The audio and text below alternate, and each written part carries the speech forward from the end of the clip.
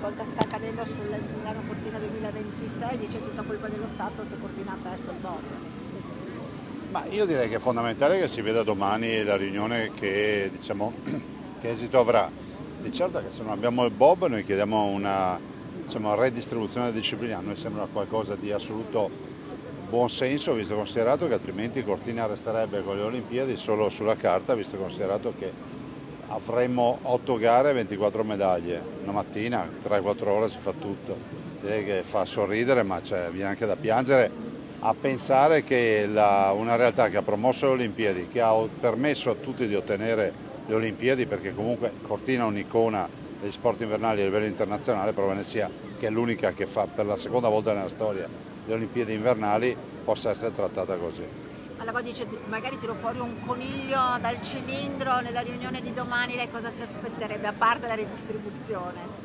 Noi siamo esperti di conigli, siamo i più grandi allevatori al mondo di conigli.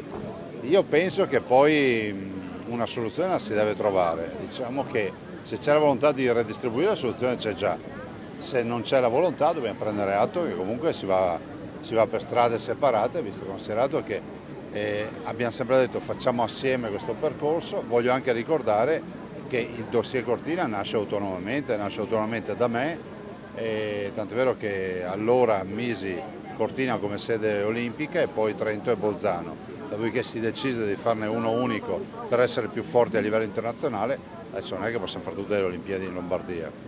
Sala però dice, cioè ancora anche oggi ribadisce che non si può parlare adesso di ridistribuzione.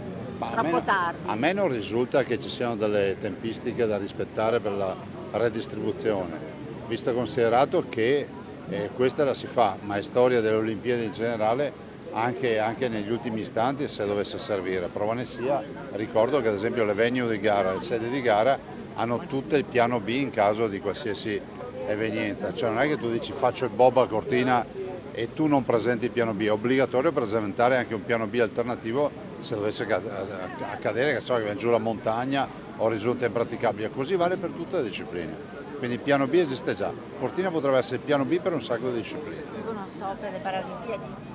Allora, le Paralimpiadi sono un'altra roba sulla quale non abbiamo nulla da dire, perché la distribuzione che è stata fatta oggi è mantenuta.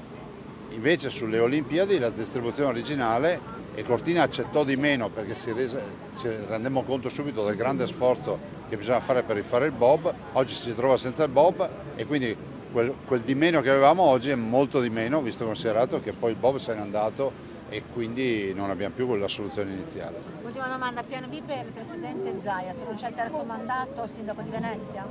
Ah, guardi, io sono abituato a essere candidato dappertutto, ogni volta che c'è un'elezione io sono il candidato, io finisco in regione e sono concentrato sulla regione, punto e basta. Non ne so nulla di questa storia di Venezia, leggo quello che voi scrivete o mandate in onda.